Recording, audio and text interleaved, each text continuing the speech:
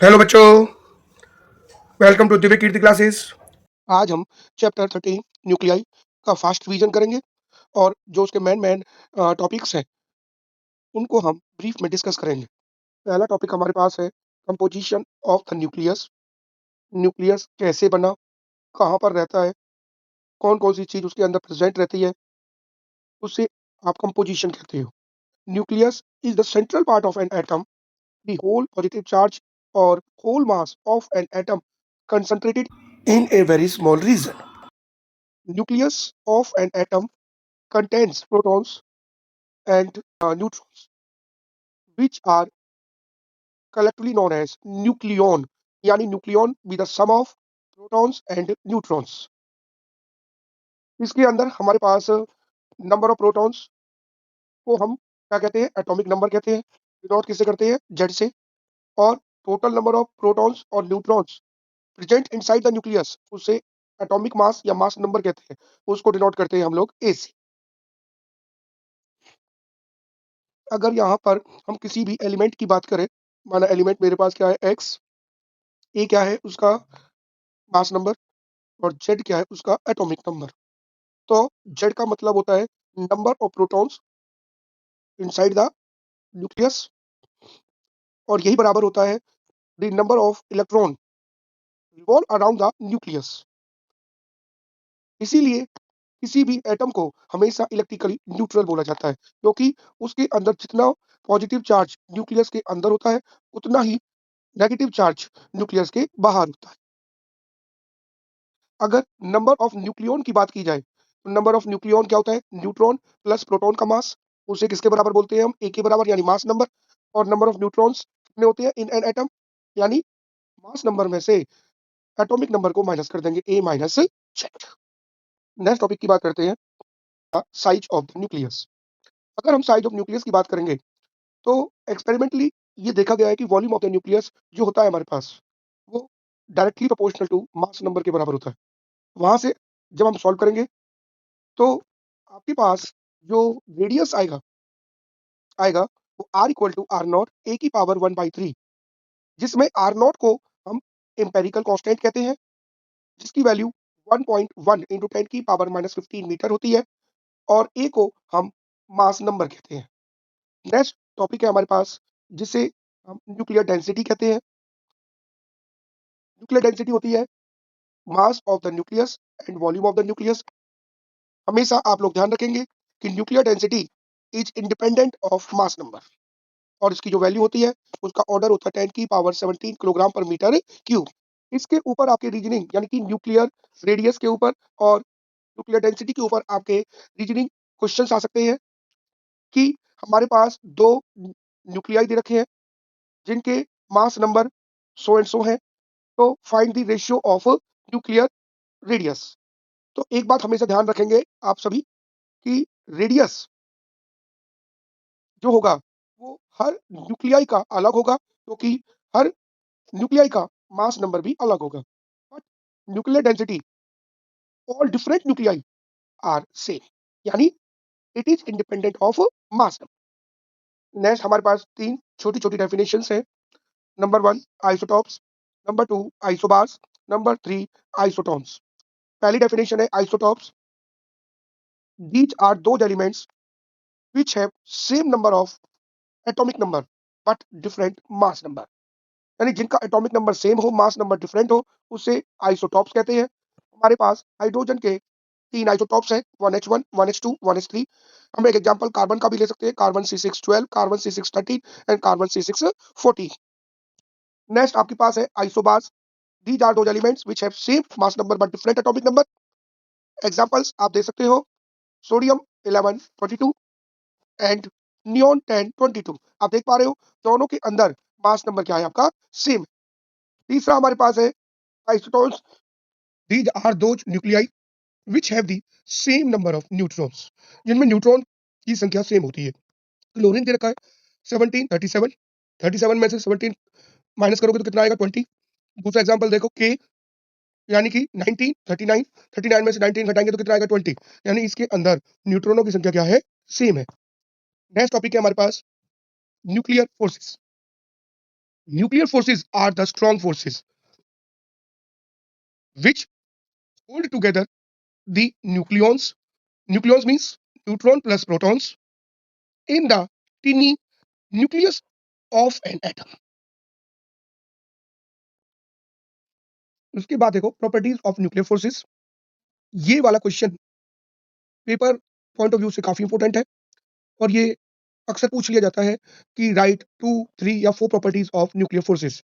तो आप इनको याद रखेंगे। पहली प्रॉपर्टी है nuclear forces are the strongest force in nature. Second is short range force. Third, does not obey inverse scale law. And fourth, charge independent, यानी कभी चार्ज पे डिपेंड नहीं करता। अब हम जिस टॉपिक के बारे में बात कर रहे हैं, मास डिफेक्ट, बहुत ही इंपॉर्टेंट डेफिनेशन है। क्या होता है ये? It is the difference of sum of masses of nucleon inside the nucleus and rest mass of the nucleus। कहने का मतलब ये क्या है कि न्यूक्लियन के मास में से अगर न्यूक्लियस के मास को घटा दिया जाए तो उस डिफरेंस ऑफ मास को हम मास डिफेक्ट कहते हैं।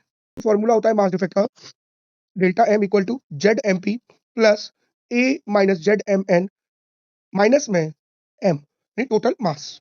जेड का मतलब है number of protons, MP mass of each proton, Z M P total mass of protons, A minus Z total number of neutrons, mn mass of each neutron.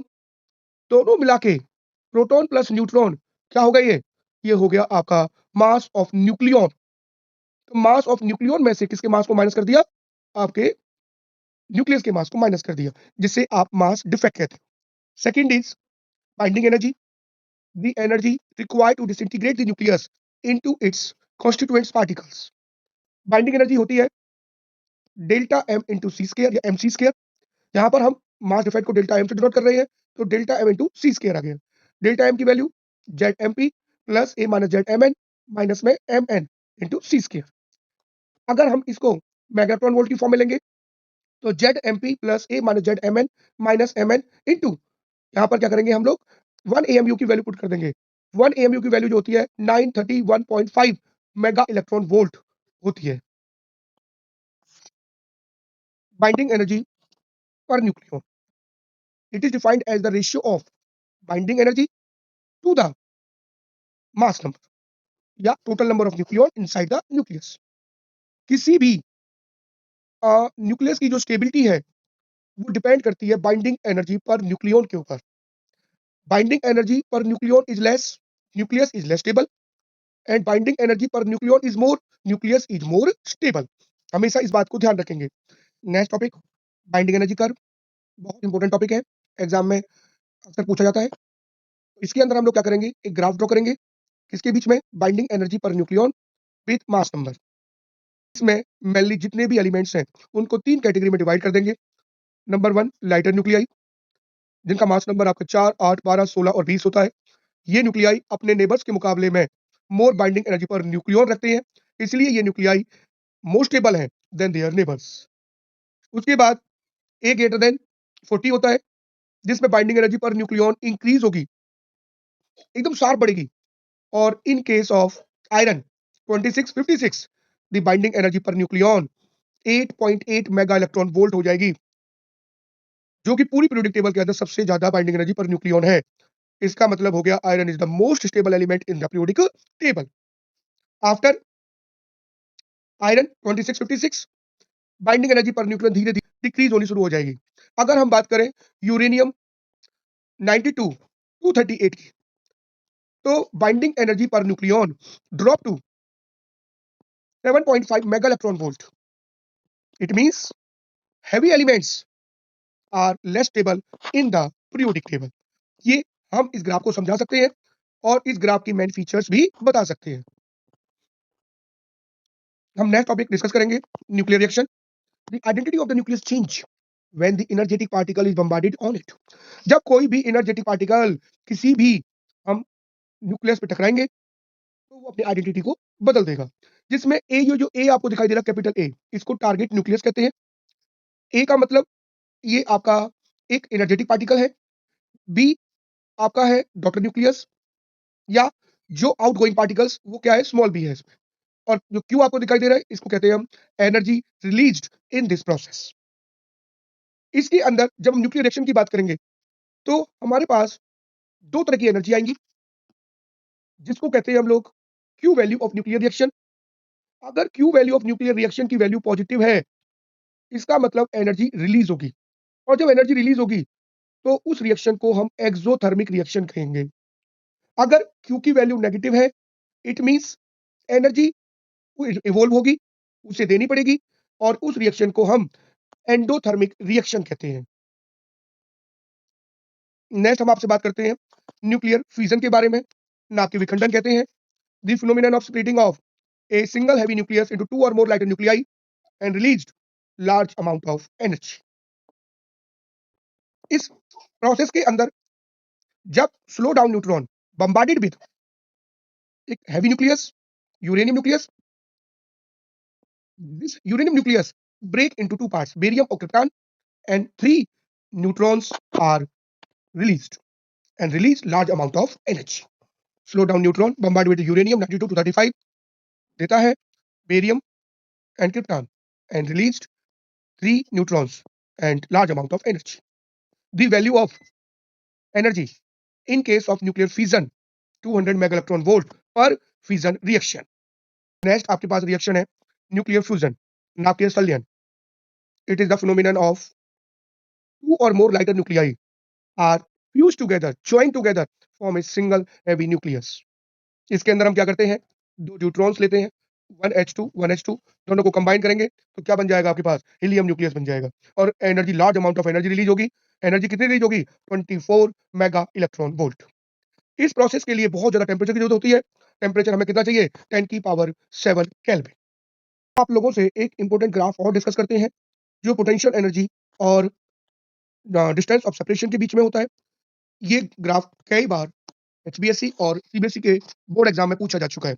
तो ये graph कैसा बनेगा आपका, यानी potential energy along the Y axis and distance of separation along the X axis.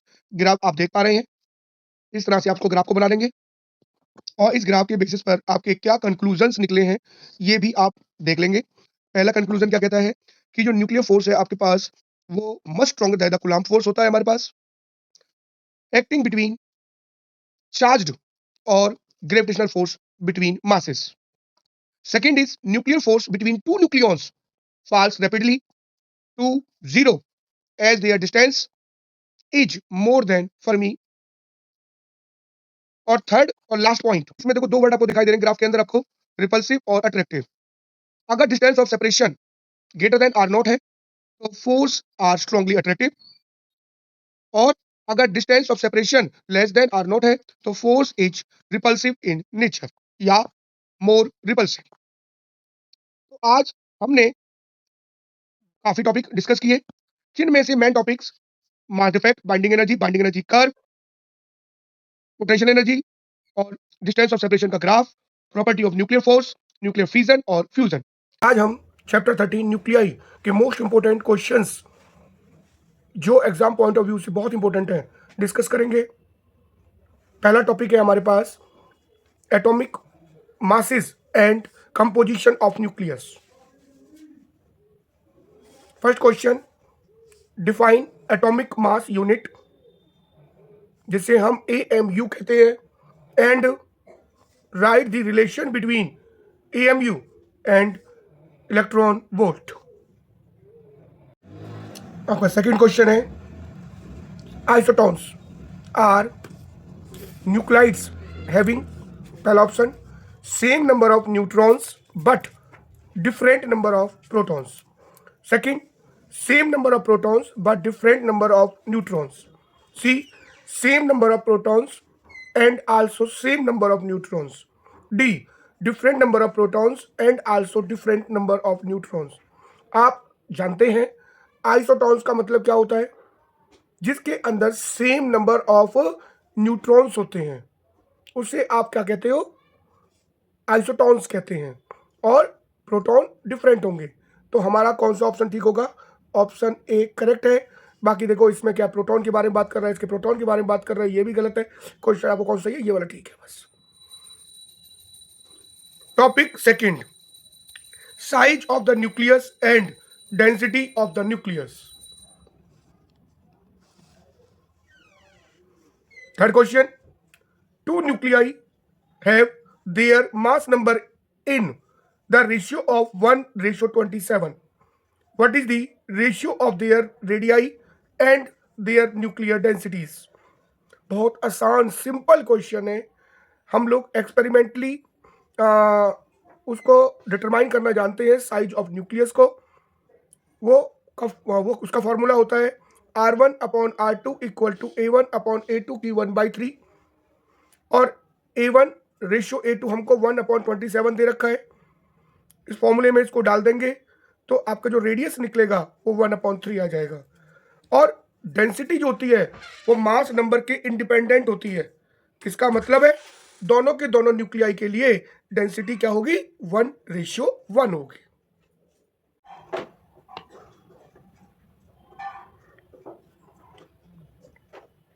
Question number 4, ये भी third जैसा ही है. The nuclear radius of aluminium 1327 is 3.6 Fermi. Find the nuclear radius of copper 2964. इसमें हमें एल्युमिनियम का mass number पता है 27, radius पता है 3.6 इंटू 10⁻⁻15 मीटर. कॉपर का मास नंबर पता है 64, R2 यानी रेडियस निकालना है. फॉर्मूला हमें पता है R2/R1 फॉर्मूला होता है. वैसे R1/R2 इक्वल टू A1/A2 की 1/3. लेकिन हमें क्या करना है? R2 निकालना है तो हम इसको उल्टा कर देंगे. तो R2/R1 इक्वल टू A2/A1 का 1/3. R1 को इधर उठा के ले गया. R1 की वैल्यू हमें नॉन है, A2 भी पता है, A1 भी पता है. तो find the value of nuclear radius of copper. Next question है आपका 5th. पहला part, how is the size of nucleus found experimentally. Right the relation between the radius and mass number of A nucleus. यानी कि nucleus का size experimentally कैसे found करते हैं. Relation यानी R equal to R0 A की power 1/3, ये आपको प्रूव करके दिखाना है. Second part, prove that the density of the nucleus is independent of its mass number. यानी डेंसिटी मास के ऊपर डिपेंड नहीं करती, ये आपको प्रूव करके दिखाना है हमें. नेक्स्ट है आपका topic 3, mass energy and nuclear binding energy, जिसके अंदर हम mass defect, binding energy per nucleon और बाइंडिंग एनर्जी कर्व, ये सब टॉपिक पढ़ेंगे. इसमें हमारा क्वेश्चन नंबर 6 कहता है define the terms. Number 1 mass defect, number 2 binding energy, और दोनों को डिफाइन करके उनका फॉर्मूला बताना है. And right formula for each terms. आसानी से आप बता पाएंगे, बेहद आसान है ये. क्वेश्चन 7, पहला part, show the variation of binding energy per nucleon with mass number. Right the significance of binding energy curve.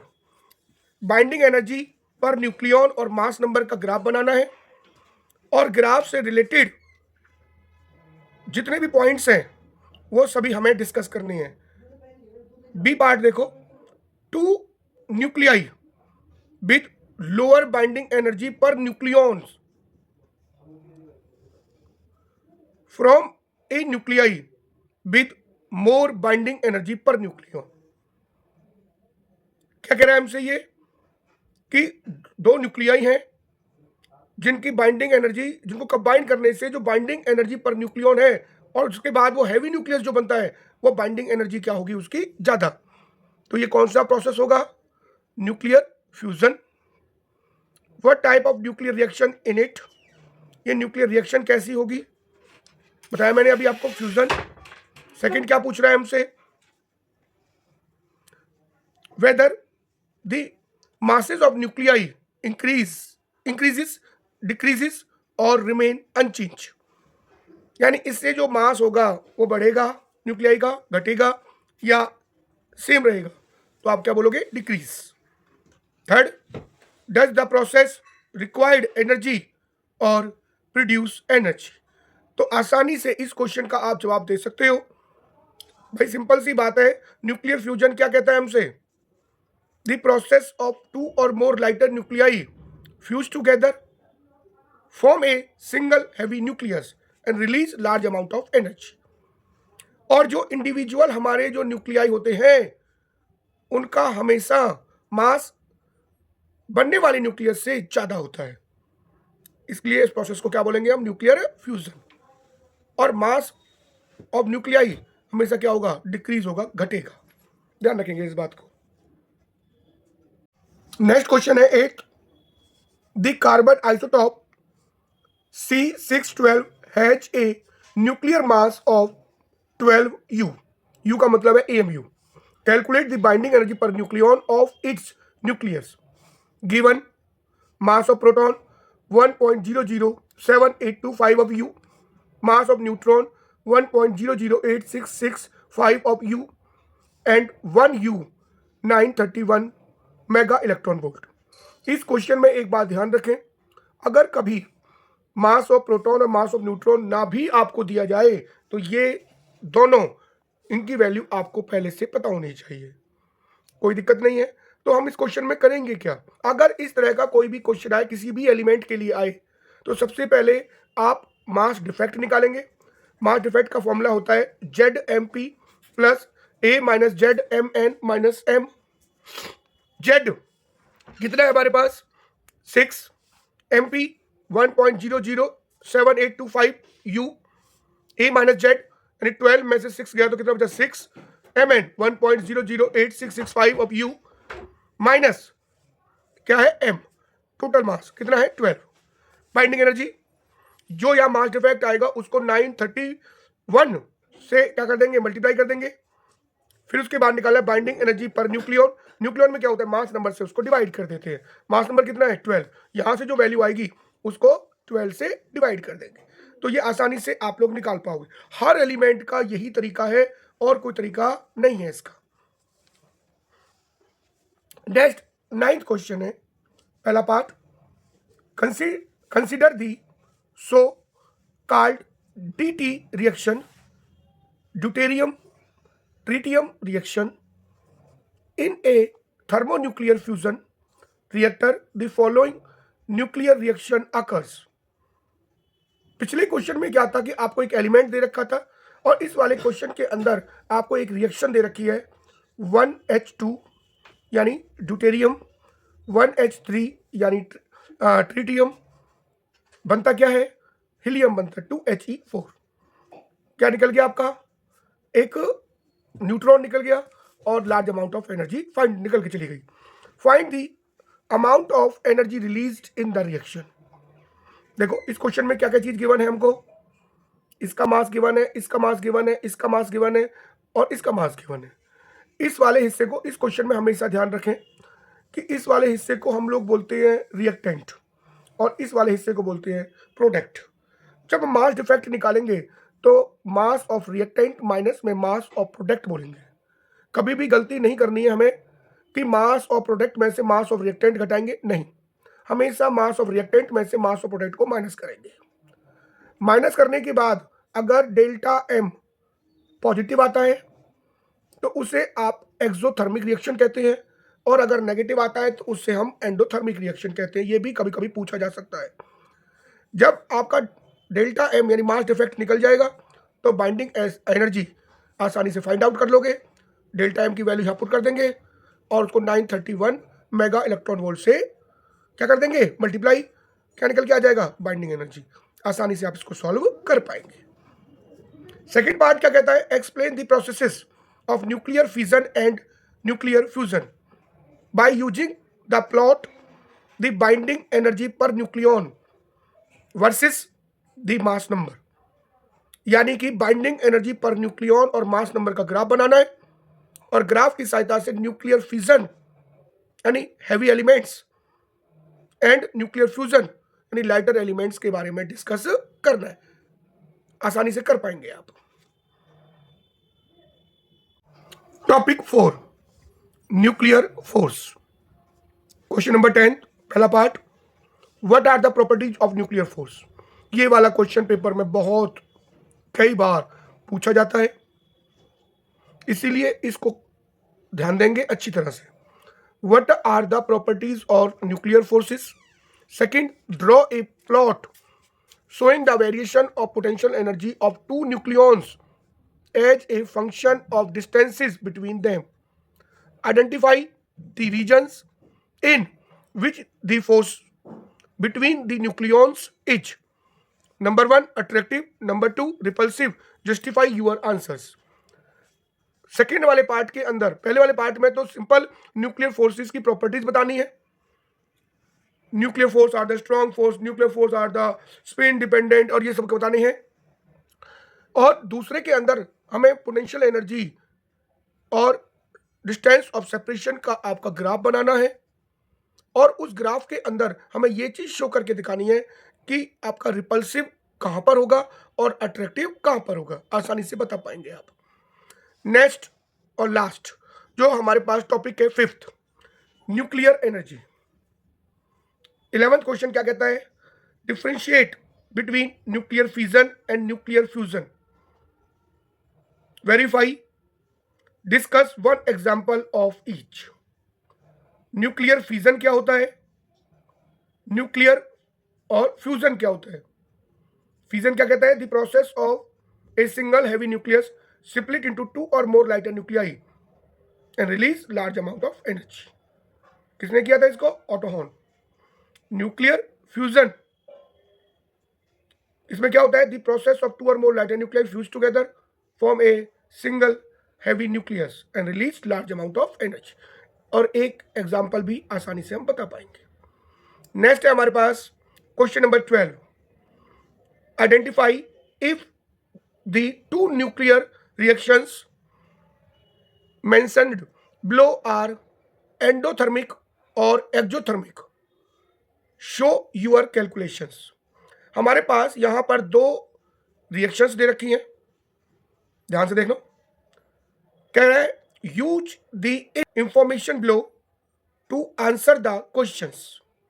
देखो 1p1 यानी प्रोटॉन की बात कर रहे हैं, इसकी वैल्यू हमको गिवन है, इसका मास हमको दे रखा है, लिथियम का मास हमको दे रखा है, हीलियम का मास हमको दे रखा है, और न्यूट्रॉन का मास हमको दे रखा है, और बोरॉन का मास भी हमको दे रखा है। क्या करेंगे, तरीका मैंने आपको सिखाया था। सबसे पहले इसे बोलेंगे मास ऑफ रिएक्टेंट, इसको बोलेंगे मास ऑफ प्रोडक्ट। हमेशा डेल्टा एम निकालेंगे, mass defect, mass of reactant में से मास ऑफ प्रोडक्ट को माइनस करेंगे। माइनस करने के बाद अगर वैल्यू आई पॉजिटिव तो आप बोलोगे एक्सोथर्मिक रिएक्शन, और क्यू वैल्यू कैसी होगी, पॉजिटिव। और अगर मास ऑफ रिएक्टेंट क्या होगा हमारे पास, कम होगा मास ऑफ प्रोडक्ट से, यानी ये ज्यादा होगा और ये कम हो जाए, तो आपके पास क्यू वैल्यू नेगेटिव होगी और उसे आप एंडोथर्मिक रिएक्शन कहेंगे। इस तरह से आप आसानी से, तरीका वही, पहले मास डिफेक्ट निकालना, मास डिफेक्ट निकालने के बाद उसका 931 मेगा इलेक्ट्रॉन वोल्ट से मल्टीप्लाई कर देना, तो आसानी से क्यू वैल्यू हमारी निकल के आ जाएगी। अगर हमारी ये वीडियो आपको पसंद आई हो तो चैनल को लाइक करें, सब्सक्राइब करें, शेयर करें, एंड थैंक्स फॉर वॉचिंग।